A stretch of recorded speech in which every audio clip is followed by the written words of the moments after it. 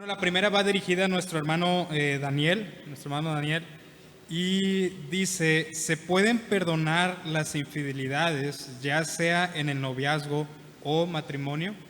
Adelante, hermano. Y si alguien más gusta participar, con toda confianza.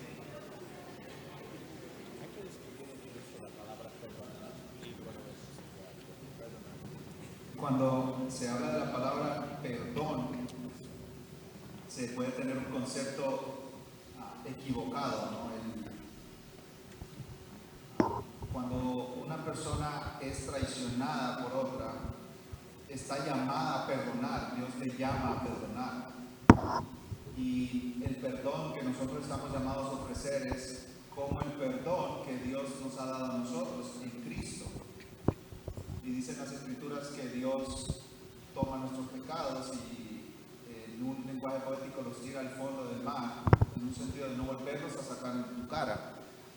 Uno de mis pasajes favoritos de la Biblia está en Colosenses capítulo 2, donde dice,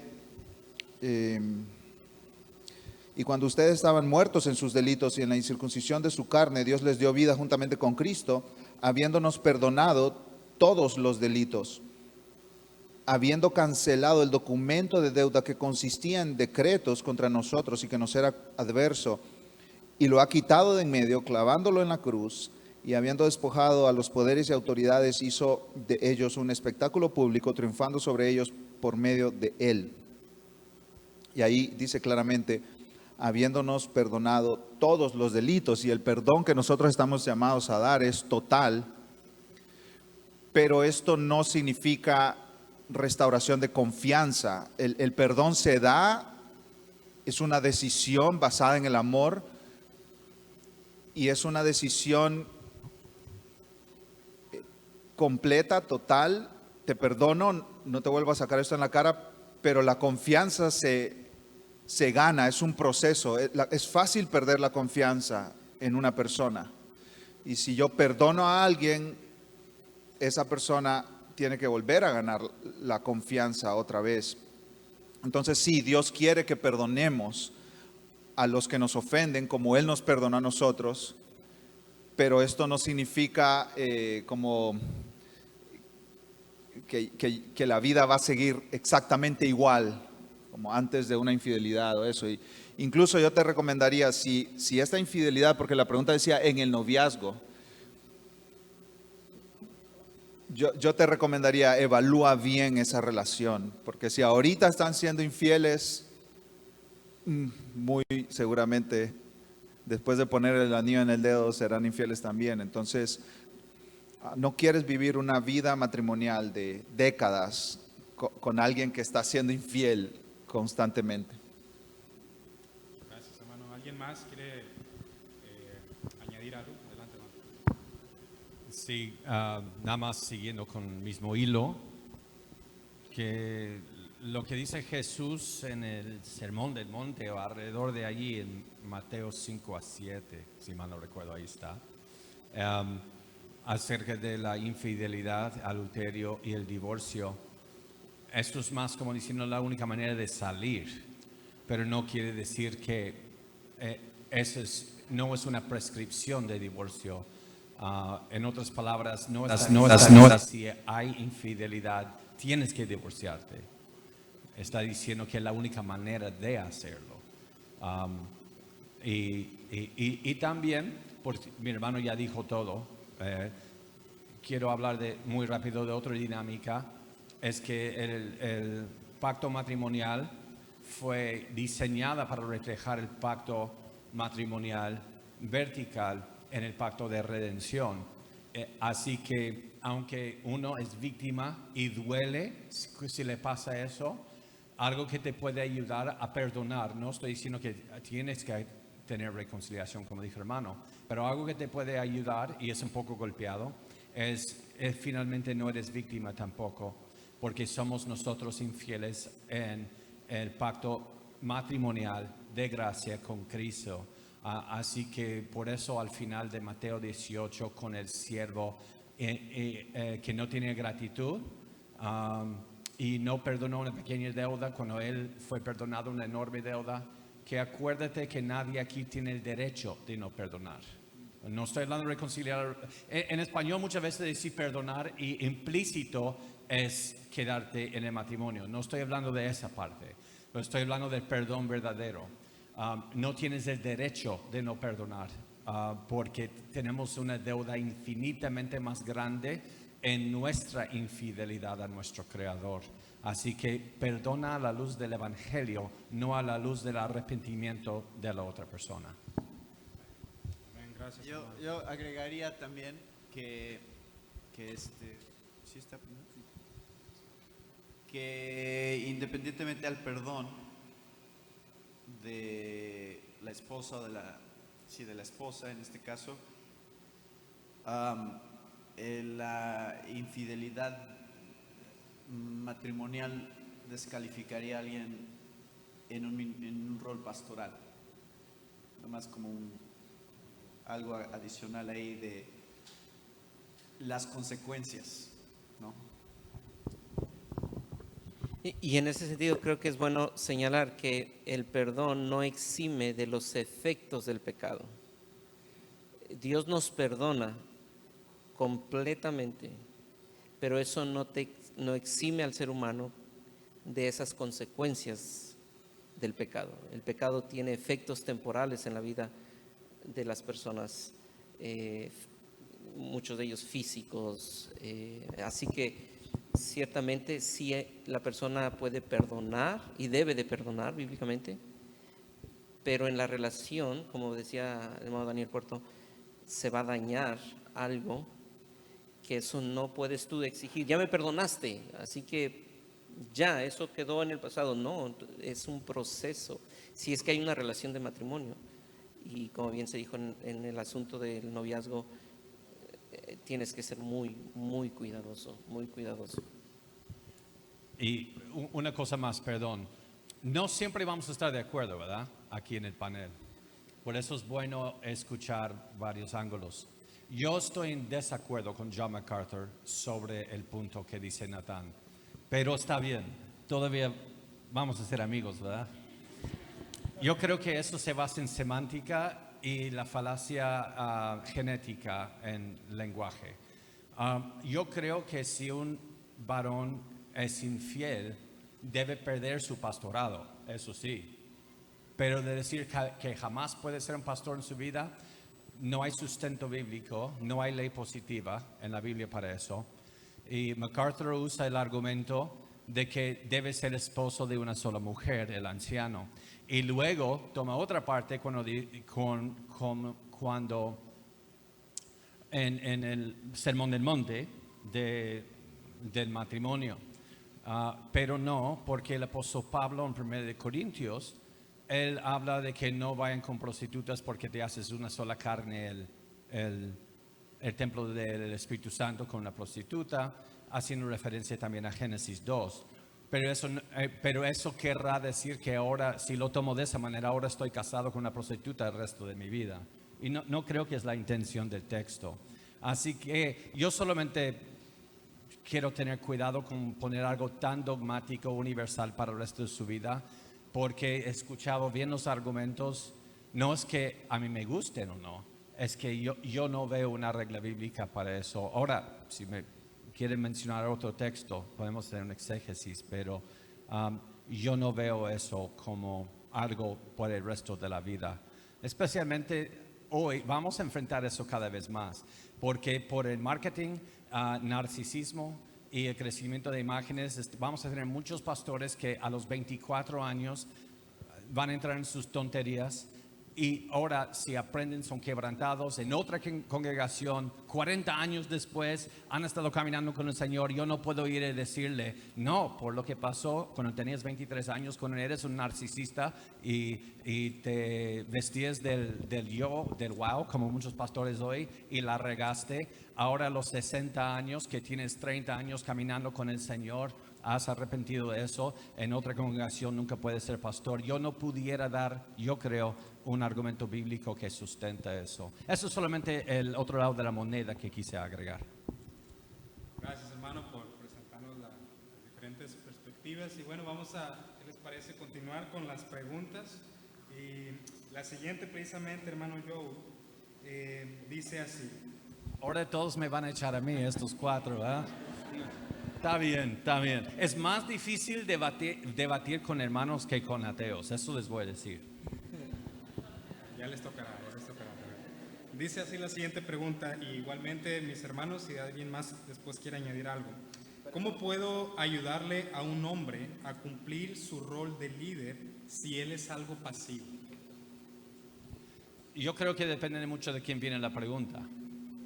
Si es una mujer que no esté casada y no está relacionada, no es hermana, por decir, o mamá del varón, o si es un varón que hizo la pregunta. Así que la pregunta es multiforme y voy a suponer que es un varón.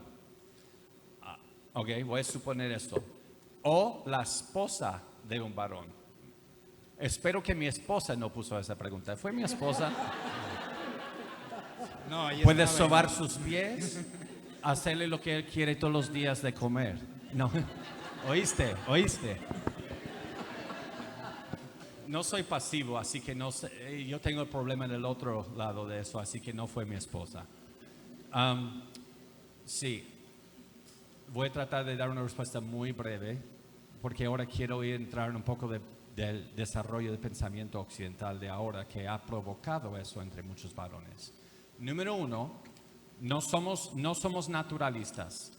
El naturalista, basando su determinismo, fatalismo, la evolución y la psicología de Freud, los mezcla para decir que tú y yo solamente somos el producto de nuestro ADN en el entorno. Entonces, lo que hay que cambiar es el sistema, no el corazón. Por eso contradice la psicología completamente con la Biblia. Pero no somos naturalistas. En otras palabras, la hombría no esperamos que salga natural. Y si un niño tiene 4 años y quiere pintarse las uñas y poner vestido, no voy a decir, mira, ¿qué pasa con mi hijo? ¿Nació gay? No, la hombría se enseña. Entonces hay que influenciar de acuerdo a la relación que tienes o el liderazgo. Si eres un líder en la iglesia o en la familia, hay que promover eso y llamarle a cuentas eso, decirle, pero de una manera muy amable, que el hombre no es pasivo. La Biblia dice, compórtate varonilmente, pero lo dice, haz todo con amor. Así que el varonilmente no quiere decir ser machista, dictador, sino con amor. Así que de lo que hemos estado escuchando en esta conferencia sobre la hombría, yo me sentaría a discipular a este varón a eso. Si eres mujer o esposa, la manera es influenciar, no retar su hombría, sino de influencia. ¿Ustedes vieron a Esther cómo pudo influenciar a través del estómago del rey?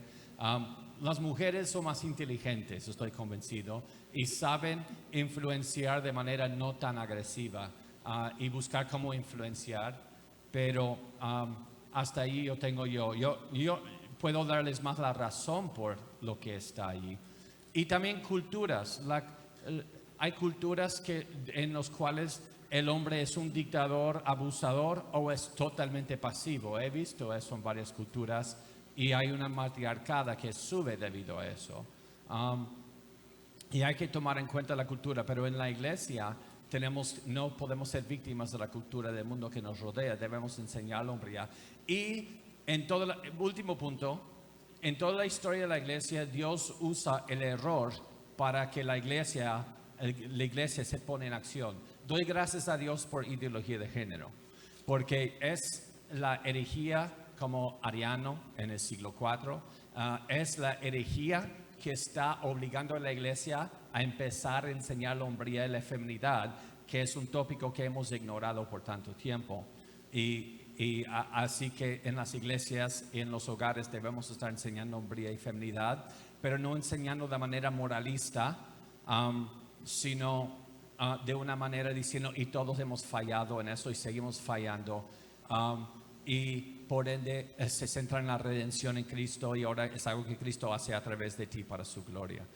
Y quizás tienen cosas más prácticas que pueden compartir ustedes sobre eso. Yo agregaría, si es la esposa la que quiere que su esposo no sea tan pasivo, hay que tener mucho cuidado porque el concepto de sumisión es un concepto que ella está pidiendo a su esposo ser líder y que en el proceso de querer que su esposo sea un líder, ella se pone en la posición de líder al exigirle eso. Entonces ella está contradiciendo lo mismo que pide de su esposo cuando ella le exige algo a su esposo. Entonces, digo, ese es otro tema también que podríamos desarrollar, pero más largo. Pero yo, como resumen, diría dos cosas que ella puede hacer para que su esposo sea más, que entre más en el rol que debería de tener. Número uno, que ella se preocupe por cumplir su función, no la de su esposo. O sea, que tu responsabilidad no es cómo actúa tu cónyuge, sino cómo actúas tú. O sea, cómo Dios me pide a mí que actúe. Entonces ella enfocarse en el rol que le corresponde a ella y que ore, que se lo ponga a Dios. Él es el único que puede cambiar a su esposo. Ella no puede cambiarlos, Dios sí puede cambiar a su esposo. Entonces la oración va a ser crucial ahí si quiere que su esposo sea más activo en su rol de hombre, ¿no? Pero que también, ya me mutearon, dijeron, ya. No, pero sí, y estoy de acuerdo con eso, siempre y cuando decimos, pero hay partes del rol del varón que sí tendrá que tomar. En cuanto a la provisión por los hijos, si él no está proveyendo, ella no puede decir, pues que se mueren de hambre, no es mi rol, ¿no? Entonces sí hay partes de los roles que ella tendrá que tomar, si él no los toma. Pero sí, como dije, no directamente desafiar su hombría y decirle, no eres nada hombre, no, pues ya, vas a tener un pleito ya y solo vas a lastimar. La verdad no sé si la pregunta verdaderamente viene de alguien que esté casado, pero bueno.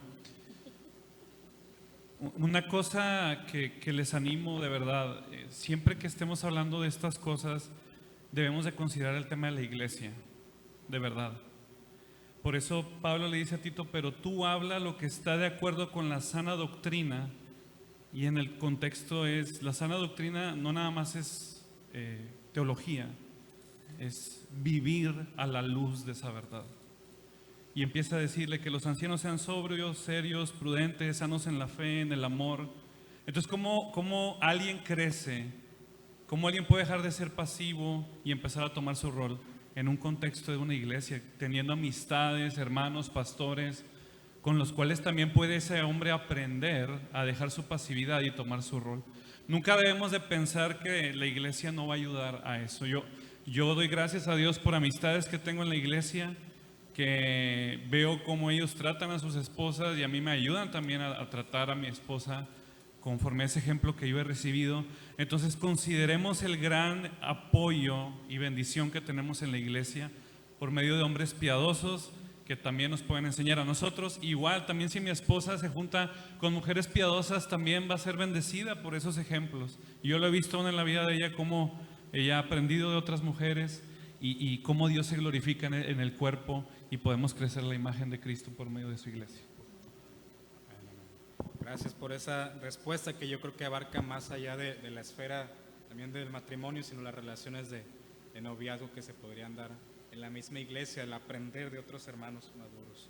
Bien, continuamos con las preguntas. Precisamente Edu dice así la siguiente pregunta. Dice, si un chico y una chica llegan a ser novios, pero uno de los dos se llega a dar cuenta de que no son los indicados, ¿se tienen que quedar así hasta casarse, aunque ya lleven tiempo de novios?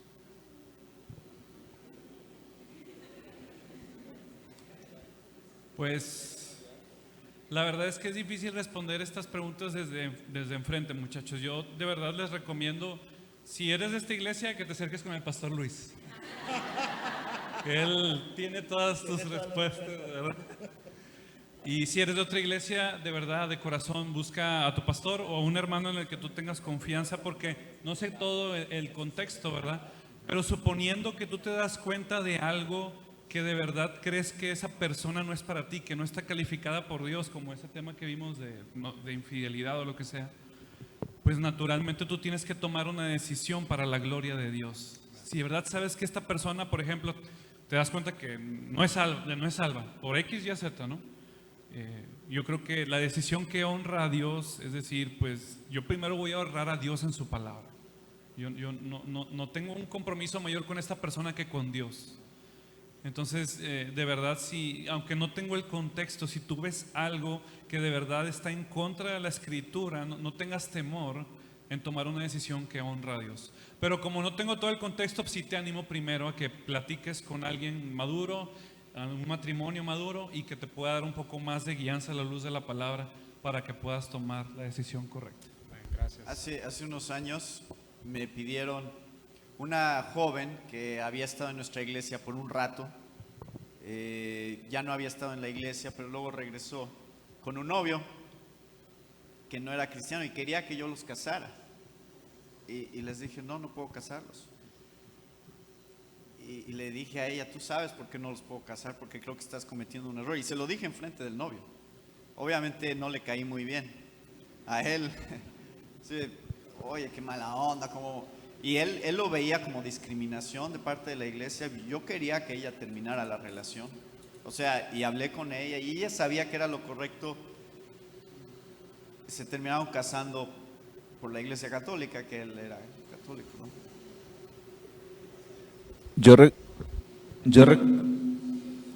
Yo recuerdo cuando tenía como 12 años de edad, alguien tocó el timbre de la casa, yo atendí, abrí la puerta y era una señora mayor que estaba llorando, era un mar de lágrimas y apenas podía hablar preguntando por mi mamá.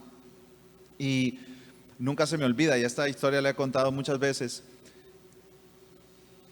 Yo dije, sí, pase, se sentó ahí en la sala, yo fui a llamar a mi mamá, pero me quedé detrás de una pared a escuchar qué traía la señora. Eso lo hacía cuando tenía 12 años, ya no. Entonces, la señora empezó a repetir la frase 40 años, así decía, 40 años, y llorando, y llorando, y llorando, y llorando, 40 años. 40 años casada con un hombre que le recomendaron que no se casara porque no era creyente, 40 años de sufrir, 40 años de llorar, 40 años... No te tienes que casar con alguien que no cumple las características que Dios exige en un esposo, en una esposa, ¿no? No tienes que hacerlo. El noviazgo no implica divorcio. Quizá el noviazgo de estos días, cuando se termina, parece divorcio, sin papeles, ¿no? Divorcio sin abogados, pero no tiene que ser así. No seas esa señora o no seas ese hombre que luego está pensando en proverbios, diciendo, wow, mejor vivir en la esquina del terrado que con una mujer rencillosa en casa espaciosa. Esto no lo digo para que tengas temor y pues nunca te cases porque nunca llegó la persona perfecta, ¿no? Porque ese es el otro extremo de, no sé, si te aparecería el mismo Jesús, ¿no? Y no porque tiene barba, no sé, no, o sea, hay personas que tienen un estándar tan alto que nadie se los llena. Esto no le decimos por esa razón, pero si tienes dudas, no prosigas, no des el paso, pide consejo y no arruines tu vida con un mal matrimonio. ¿Alguien más quiere añadir algo sobre esta pregunta? Pues yo estaba tratando de decir que él lo diga, pero no me siguió la corriente. Solamente la suposición subyacente en todas las respuestas es que la persona no es creyente, pero solo agregar una arruga que aun si ambos son creyentes y ambos son maduros en la fe, no quiere decir que sea la persona indicada. Solo dejar ese punto también. Gracias, hermanos. Pues continuamos con las preguntas. Pastor Luis Berlay dice la siguiente pregunta: ¿cómo debemos tratar a los hombres de tal manera que no piensen que todos nos interesan para el matrimonio?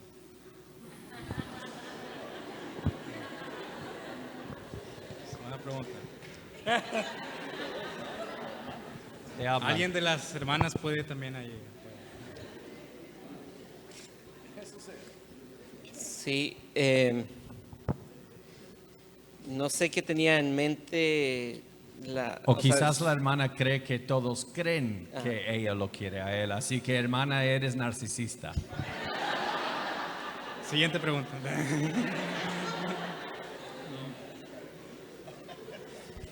sí, creo que desde la perspectiva que debemos de tener en cuanto al principio bíblico es que nosotros estamos en una congregación viéndonos como una familia en Cristo, y tanto Pablo le dice a Tito como Pedro también que debemos de vernos los jóvenes como hermanos, y a los ancianos ustedes deben verlos como padres.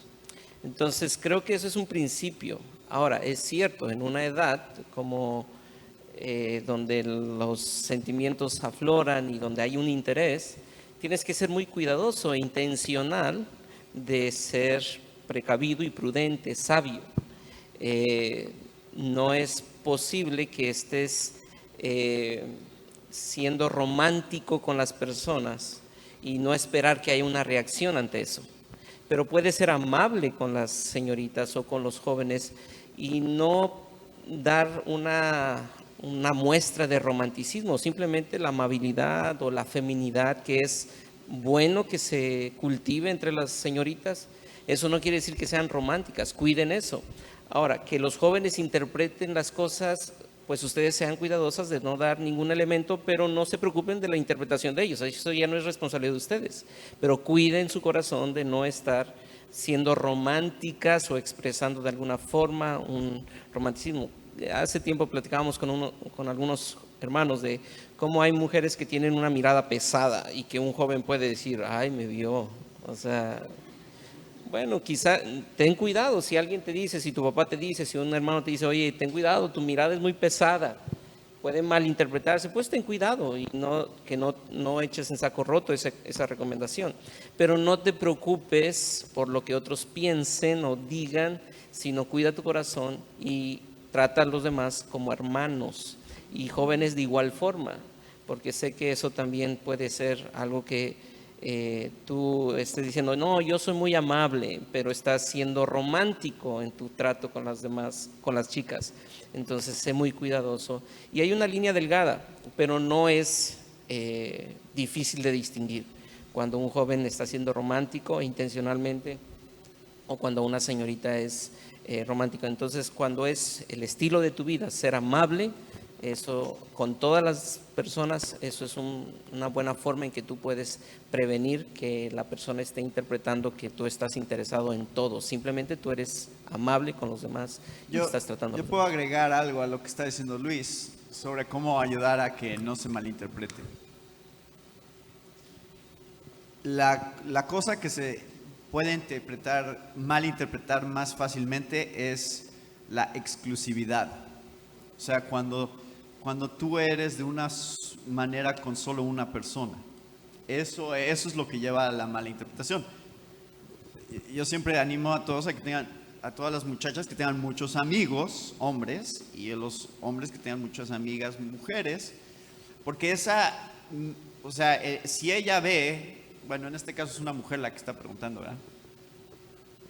Pero si él ve que tú, mujer, tienes otros amigos que tú tratas exactamente como lo tratas a él, es mucho más difícil que se malinterprete. Si es solo él el que tratas de una manera, eso es lo que se llega mal. Aunque no sea romántico. O sea, el hecho que solo le hables a una persona, eso ya se malinterpreta. Por eso es importante que no haya exclusividad si no se van a casar. La exclusividad solo viene cuando ya hay un compromiso para casarse. De otra manera debes de tener una pluralidad de amigos, amigas, y eso es lo que ayuda mucho a esa relación más sana, ¿no? De amistad. Gracias, hermanos. Siguiente pregunta, precisamente, hermano Natán. Dice así, ¿cómo puedo tratar a un papá que no nos ha dado el amor o valor como mujer y él me ha lastimado físicamente?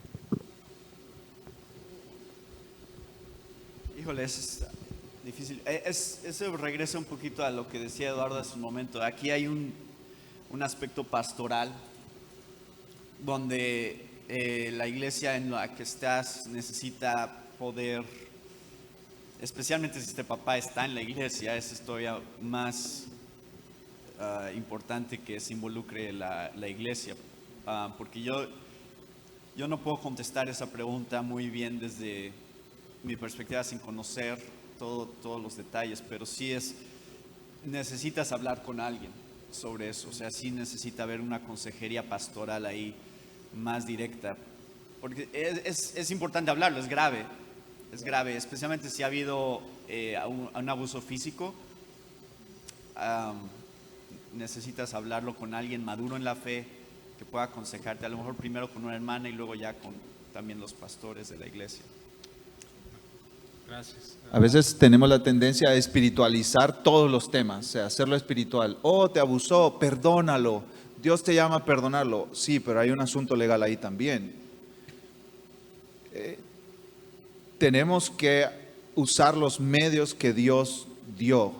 Y uno de los medios que Dios dio, según Romanos 3, es el gobierno que lleva la espada para castigar a los malhechores.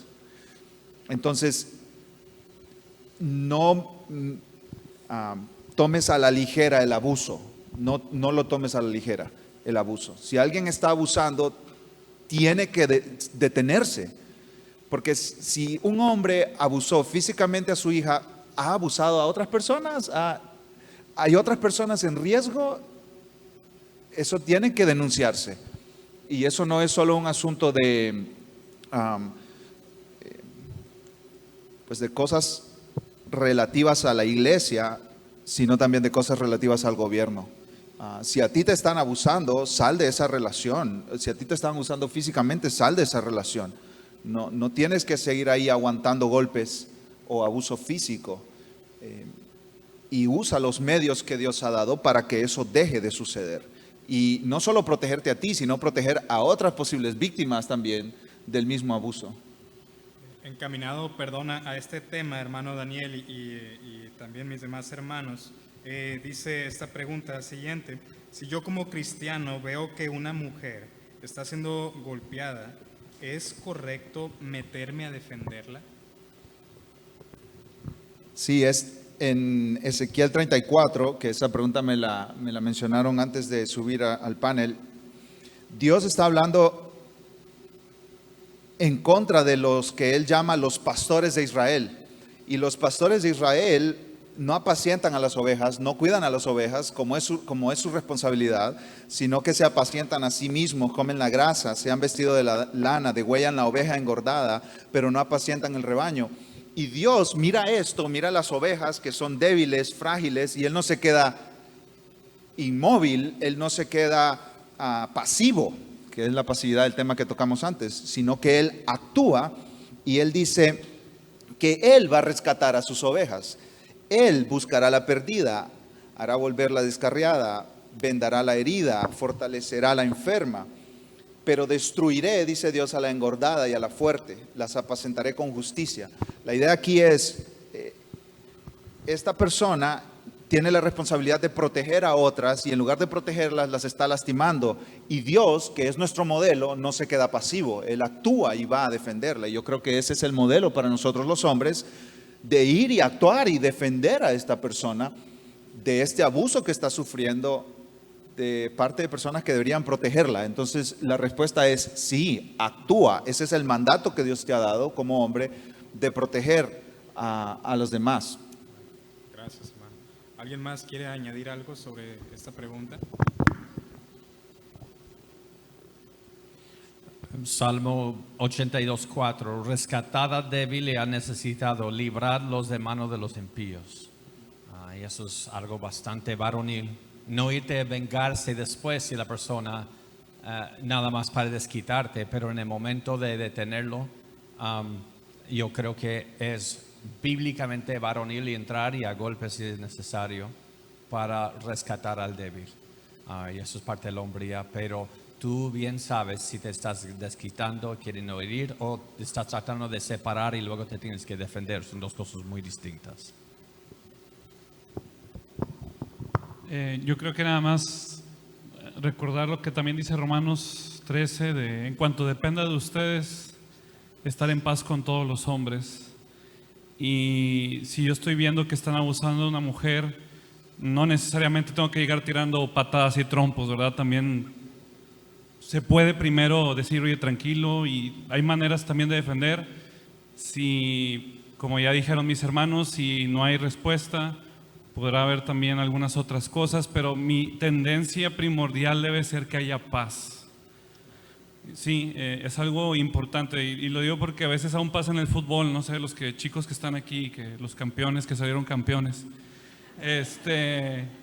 pasa aún en el fútbol, o sea, se están peleando en medio del campo y tienes dos opciones, o sea, tú también llegas tirando o puedes separar también, ¿verdad?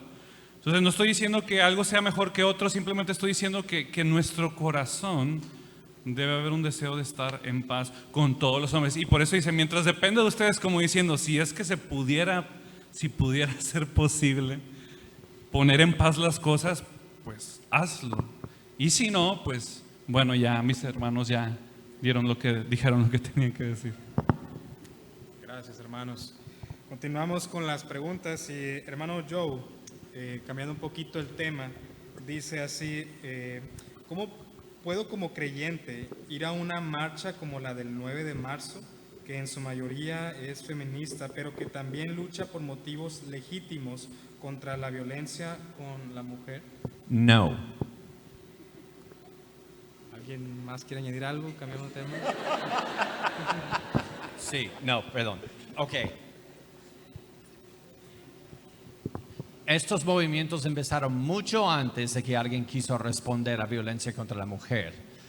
Número 2, estos son movimientos filosóficos, socioeconómicos que entraron a las masas a través del romanticismo y ahora están buscando carencias para agarrar, buscan una necesidad y luego aprovechar de eso para usar a mujeres jóvenes para empujar ideología de género y el aborto. Y tú eres cómplice si tú vas y marchas con ellos de cada niño que van a matar aquí en México cuando pasen la ley. Perdón, eso es lo más directo que puedo hacer. Ahora, ningún cristiano tampoco quiere que maltraten a una mujer, ¿verdad? Pero el hecho de que una línea que empieza con una cosmovisión y un fundamento totalmente anti-Dios, marxista, antibíblico, y cruce en un lugar con la línea bíblica que ninguno de los dos, ni el cristiano, ni tampoco el movimiento feminista, quiere ver violencia a la mujer, supuestamente, pero ellos quieren ver mucha violencia a la mujer porque quieren que las hagas pedazos en el vientre. Solamente ellos no tienen voz para gritar, no vas a escuchar sus gritos de sus bebés. Así que muchas niñas quieren ellos matar. El hecho de que crucen en un punto en cuanto al maltrato a la mujer no quiere decir que ahora debemos unir fuerzas con ese movimiento. Ese movimiento es totalmente anti Dios en sus filosofías y lo que quiere promover y se basa completamente en el marxismo y el marxismo de Karl Marx y Engels es la idea donde dicen, y les puedo citar en este momento si quieren, no tengo las citaciones aquí, donde quieren deshacer la familia, erradicar a la idea de Dios de la sociedad, porque eso es lo que no ha dejado al hombre entrar en existencialismo, donde busca su propia identidad y propósito. Entonces ellos buscan una carencia y lo usan como su estandarte para cambiar el mundo en cuanto a... Porque el marxismo no funcionó, marxismo clásico. Entonces en Alemania se abrió una universidad para llevarlo a otra ola del marxismo, cómo lo podemos llevar a todo el mundo. Y ahí es donde nació interseccionalidad, ahí es donde nacieron las teorías del feminismo, Simone de Beauvoir con Jean-Paul Sartre del existencialismo para erradicar el mundo de Dios. Entonces yo voy a ir y promover un movimiento que quiere erradicar a Dios del mundo porque ellos dicen un estandarte tiene que ver con algo con estoy de acuerdo. Completamente no, completamente no. Y si me permiten abundar en esto, realmente el feminismo tiene muy buenas preguntas. O sea, el feminismo tiene preguntas que son reales. Y muchas mujeres hoy aquí se están haciendo esas preguntas. ¿Por qué abusan de la mujer? ¿Por qué se maltrata a la mujer? Y son preguntas que en verdad son buenas preguntas. El problema del feminismo es que está buscando respuestas a esas preguntas en un lugar equivocado. Y las respuestas y a las conclusiones que están llegando son tan catastróficas como el mismo problema. Así que tú, mujer, esas preguntas que tú tienes son reales y no dejes de hacerte esas preguntas. Pero busca respuestas en un lugar que no sea tu propio corazón ni el humanismo, sino que sea la verdad bíblica. Y en verdad queremos animarte a eso. No dejes que otros piensen por ti. No dejes que tus respuestas sean lo que otros dicen que deben ser tus respuestas. Ve a la Escritura, una verdad que ha sido preservada y ha sido proclamada por milenios y que Dios nos ha dado como su palabra inspirada. Allí hay respuestas a esas preguntas. Así que a eso te animamos. No estamos diciendo que no vale la pena hacerte esas preguntas. Hazte esas preguntas, pero busca respuestas en el lugar correcto para que puedas encontrar verdaderas respuestas. Y también, perdón, en el desarrollo del movimiento feminista nunca trató con la violencia a la mujer, ni está en los escritos. Eso es algo cultural a México, ¿ok? Que aquí sí hay una alta tasa de maltrato a la mujer. No tan alto como lo dicen, pero sí hay más que en la mayoría del mundo. Y si lees a todos los proponentes del feminismo, yo ni siquiera he visto que mencionen el maltrato a la mujer. Tiene que ver con borrar y reasignar roles de la mujer y destruir la familia, porque la familia es donde se propaga el patriarcado. Yo creo en el patriarcado, mis hermanos, es bíblico. Solamente un patriarcado donde el papá tiene dos palabras griegas, autoridad de papá, donde el papá vive una vida de autosacrificio, donde se sacrifica a sí mismo, donde pastorea a su familia, donde él pone su vida en la línea por su familia. Eso es el patriarcado bíblico. En otras palabras, entonces la respuesta no es marchar. ¿Qué logran con marchar? Legislación de ideología de género en el aborto. Eso es lo que están haciendo, para eso están marchando. Entonces la respuesta, de hecho, cae en los hombres más que las mujeres. Tenemos que levantar una generación de varones que saben que es hombría bíblica. Una cosa es siempre hablar en contra de las mujeres que están difamando estatuas, pero esas mujeres están siendo usadas por otros grupos y muchas de ellas sí fueron maltratadas. Entonces tenemos que tener una nueva generación de varones en la iglesia que sepan tratar a una mujer como Cristo a la iglesia, y empieza allí en los varones. Yo mencioné esto ayer, hablando de los hombres, que a veces ni entiendes qué es lo que están pidiendo, porque es lo que están explicando ahorita Luis, también Joe. Ya no más violencia contra la mujer, pero si hablas de que los hombres debemos de protegerlas, dicen, no, pero el patriarcado, no, pero no necesitamos que nadie nos defienda. Entonces, ¿qué piden si no es eso? O sea, no entiendo cuál es la petición. Y ahí es donde está una inconsistencia en el movimiento. Te das cuenta, no se trata en realidad de la violencia contra la mujer, se trata de poner al hombre como el malo y a decir, no, las mujeres somos mejores que los hombres. Al final, mucho del argumento va en esa dirección, y lo que dice Joe, destruir la familia, hay otros temas ahí más fuertes. A mí me gustaría añadir algo, y es lo siguiente. ¿Por qué no, en lugar de unirte a una marcha como la del 9 de marzo, 9 de marzo es, ¿no? ¿Por qué no te entrenas tú, tomas certificaciones de consejería bíblica, le pides consejos a tus pastores de cómo prepararte, y por qué no tú comienzas una organización de cuidado de mujeres que sufren violencia? Hazlo tú.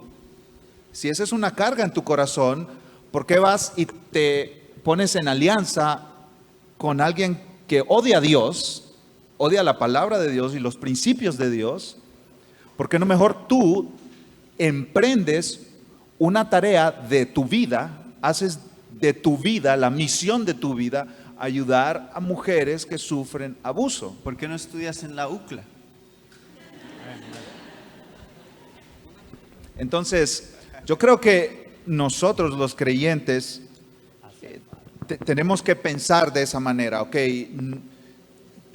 ¿Quién en Monterrey está cuidando a estas mujeres? O en México está cuidando a estas mujeres basado en un fundamento, en unos principios de Dios, que aman a Dios y que quieren glorificar a Dios. Ok, me voy a unir a ellos. No hay nadie, no conozco a nadie, voy a investigar, voy a educarme sobre el tema y voy a empezar yo algo para ayudar a estas mujeres, para servir a estas mujeres. Empecemos cosas. Spurgeon eso fue lo que hizo, vio niños abandonados en Inglaterra y él empezó orfanatos. Tenemos que hacer eso, como el hermano Julio, el fundador de esta iglesia, de las instituciones. Él vio la necesidad, pero no envió a toda su gente a ser educada en otro lado. Él empezó algo. Necesitamos esta gente que emprenda y que tome esos retos con valentía y fuerza, sostenidos por la gracia de Dios, y que haga estas cosas. No te unas a esa marcha, empieza algo tú aquí de cero y Dios te usará para su gloria. Gracias, hermanos, por abundar en esta respuesta de mucha edificación. Y seguimos con las preguntas. Esta la dejo de manera abierta. El primero que quiera participar dice así: ¿en qué sentido una mujer puede parecerse o reflejar más a Cristo si desde mi perspectiva Cristo demostró más características masculinas debido a que es hombre?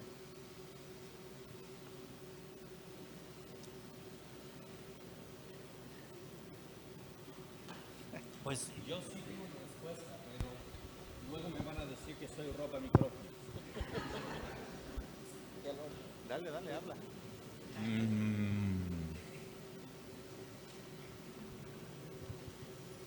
Romanos 8, 28 a 29 es uno de los textos más abusados en la Biblia y siempre digo eso. Que todo sucede por el bien de los que lo aman. Así que te quitaron este trabajo, pero es que Dios tiene un trabajo donde vas a ganar más dinero, porque Romanos 8, 28 no dice eso. No nos deja a nosotros definir la palabra bien ahí, sino en el versículo 29 dice, ¿qué es ese bien? Que seamos hechos conforme a la imagen de su Hijo. Pero eso sería humanismo, no lo deja allí, porque eso deja a nosotros como el fin del propósito de Dios. Luego termina con el fin, para que Cristo sea rodeado de hermanos en la resurrección, que fueron hechos conforme a su imagen. Así que, ¿qué es esa imagen de Cristo? Santidad, amor, nuestra adoración a Él, la sumisión que todos damos a Cristo. Cristo también refleja cosas más de la mujer que el hombre. Cristo en la Trinidad, en cuanto a la economía de la Trinidad, en la creación y la redención y eternamente, pero eso es un debate ahorita muy activo en la iglesia, pero ya saben cuál es mi perspectiva. Cristo siempre ha procedido del Padre, entonces siempre ha tenido un rol de sumisión. Ahora, si alguien no está de acuerdo con eso, al menos en la creación, la redención tiene un rol de sumisión al Padre. De hecho, Cristo, cuando Él en la escatología, Cristo va a entregar todo al Padre porque el Padre es mayor que todos. Pero estructuralmente, ¿se acuerdan los dos términos teológicos que les enseñé? ¿O no estaban prestando atención, verdad? ¿Cuáles son los dos aspectos de la imagen de Dios? Estructural y funcional. Cristo funcionalmente toma un rol en la cual la mujer refleja muchas veces de manera muy especial en la sumisión, pero estructuralmente, en esencia, es un solo Dios, ¿no? La mujer representa a la iglesia por cual Cristo murió y entregó su vida. Así que, de hecho, yo doy ese argumento donde escribo, así que no lo tengo todo memorizado aquí. Algunas cosas en que la mujer refleja a Cristo más que el hombre, aunque Cristo tiene ese aspecto varonil, de varón. Así que hay que estudiarlo, pero no ahora sentir, no, yo no puedo reflejar a Cristo tanto como un padre. Y el hombre refleja a Cristo en ser la cabeza de la mujer, como Cristo es cabeza de la iglesia. Pero ¿qué dice el texto? ¿Quién es la cabeza de Cristo? El Padre, en rol. Ese orden es horizontal, no es vertical, como elitismo. Eso es en orden de procedencia. Así que en unas maneras, el hombre refleja a Cristo como cabeza de la iglesia y la mujer representa a Cristo como teniendo al Padre como cabeza de Cristo. Así que ninguno de los dos nos quedamos excluidos allí de reflejar a Cristo. Sí, concuerdo con la mitad de lo que dijo mi hermano Joe. Que definitivamente Dios ha creado a la mujer para que la mujer refleje a Cristo de formas únicas que le pertenecen solamente a la mujer. O sea, de verdad, hay cosas que solo la mujer puede reflejar a Cristo. Y ya habló un poquito de ese tema de la sumisión, como hablando del tema de la iglesia. De verdad, yo he dicho varias veces en el grupo de jóvenes que ser mujer es ser como Cristo. Y eso ha causado un poquito de sorpresa porque las mujeres piensan que solo los hombres pueden ser como Cristo. Este es un error. Somos en el Evangelio hechos a la imagen de Cristo, tanto hombres como mujeres. Así que es algo que nosotros tenemos que estar permeados con esta verdad. Y sí, el Hijo es eterno y es igual que el Padre, de la misma sustancia que el Padre, Amén. junto con el Espíritu. Amén, amén. Y los tres son un Dios. Amén, amén. Y antes de la fundación del mundo, Efesios capítulo 1, el Padre es quien nos eligió, no el Hijo, y el Hijo fue enviado antes de la encarnación. O sea, ya vemos subordinación de roles desde antes de la encarnación. Mic drop. Quisiera solamente mencionar que la mujer fue hecha ayuda y eso no es menor en dignidad ni en valor, pero al hacerla Dios, esa ayuda, ese ser, puede reflejar la gloria de Dios de una forma única. Y eso es muy emocionante porque las mujeres son dadoras de vida. Dios las hizo así y no tienes que tener hijos naturales para ser dadora de vida. Dios te hizo así para dar vida y puedes hacerlo de muchas formas como mujer que como varones no lo hacemos. Pero también quisiera decirte que tú puedes reflejar la gloria de Cristo a través de esos atributos comunicables, ese fruto del Espíritu, que eso no tiene que ver con hombre o mujer. Piensa en cómo puedes desarrollar y puedes manifestar los frutos del Espíritu: amor, gozo, paz, paciencia, benignidad, bondad, fe, mansedumbre. Así que tú puedes reflejar a Cristo a través del fruto del Espíritu, pero como mujer puedes reflejar a Cristo de una forma tan gloriosa al ser dadora de vida como ningún hombre lo va a poder hacer. Gracias, hermanos, por abundar en esta pregunta. Y vamos a ir con una o dos preguntas más, si tenemos tiempo. Dice así la siguiente pregunta, igual la dejo de manera abierta, que el primero que quiera tomar el micrófono. Dice, ¿puedo hacer algo con el chico el cual me atrae, como dar el primer paso, o cuál sería el primer consejo, el mejor consejo?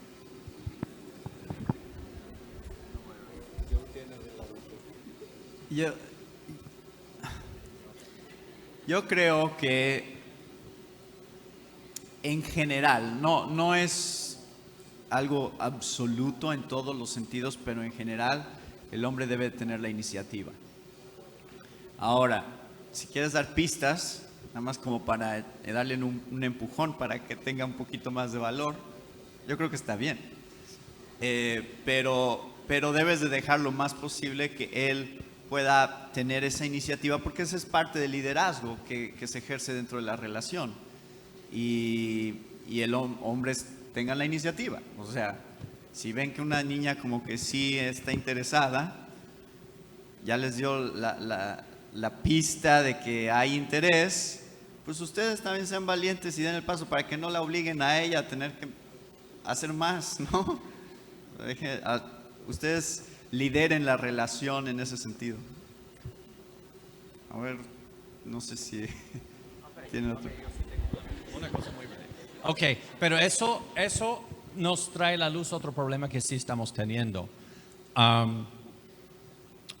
Voy a ser lo más general posible. Alguien me dijo este año, un par de chicos quieren acercarse a tu hija, no voy a decir cuál, pero te tienen miedo a mí. Y yo dije, pues qué bueno que no se acerque entonces. ¿Por qué? Porque si él quiere ser su esposo, va a confrontar cáncer, pérdida, escasez, pleitos, su carne de ella, carne de sus hijos. Y si a este ogro no tiene la columna vertebral para acercarse, entonces mejor que no se acerque. Pero siento mal por él.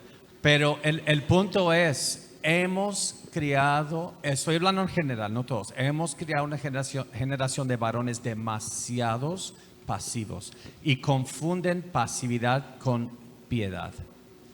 Y eso es error. Eso es error. Porque luego estás dejando a los impíos, atrevidos, sinvergüenzas, que tengan acceso a las mujeres más piadosas de tu iglesia y de nuestra comunidad, porque tú crees que es piadoso quedarte calladito.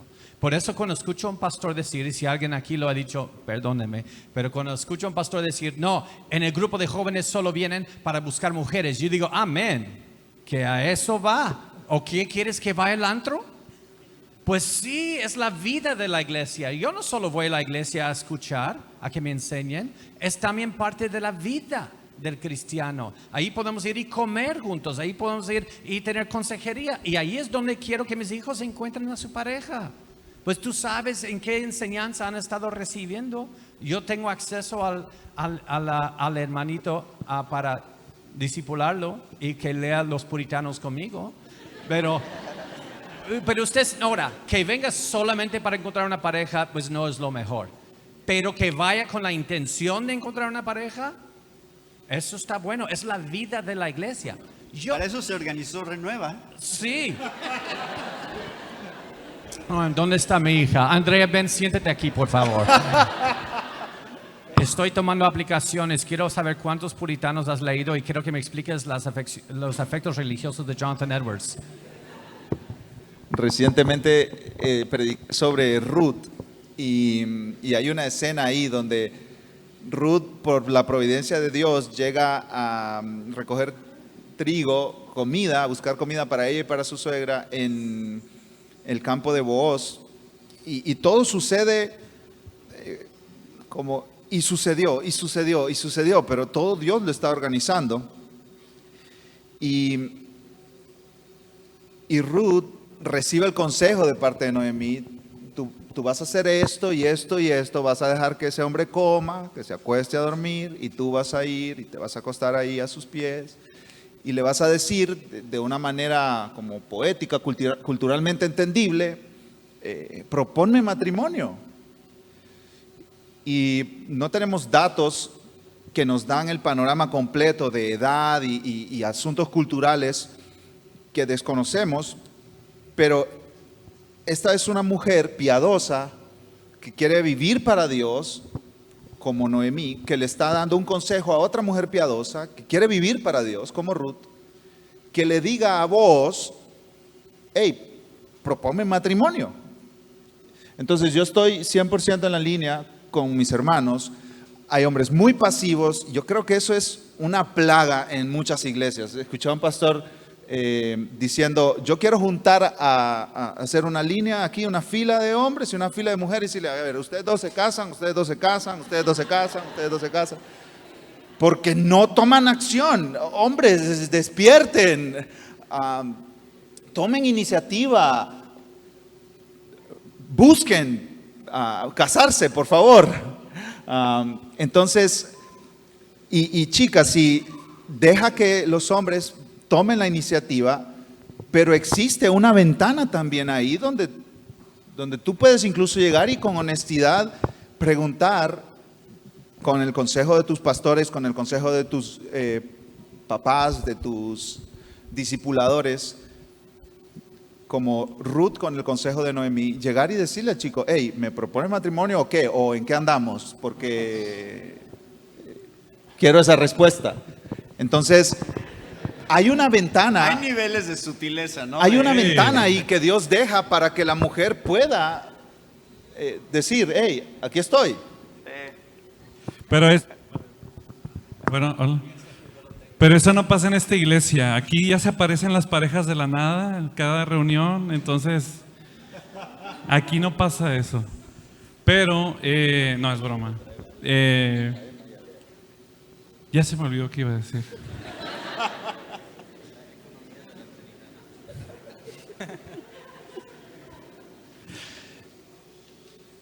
Yo creo que, chicas, es un consejo también no tan fácil de recibir, porque también tienes que caer en cuenta que esa persona puede decirte que no, que ese hombre no está obligado a decirte, sí, vamos por el anillo, y, o sea, y yo creo que el principio fundamental del evangelio es guardar mi corazón.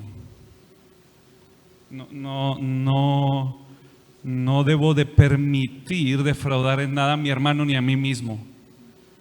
Entonces, si vas a tomar el consejo aún, tener en mente, esto pasa aún a los hombres.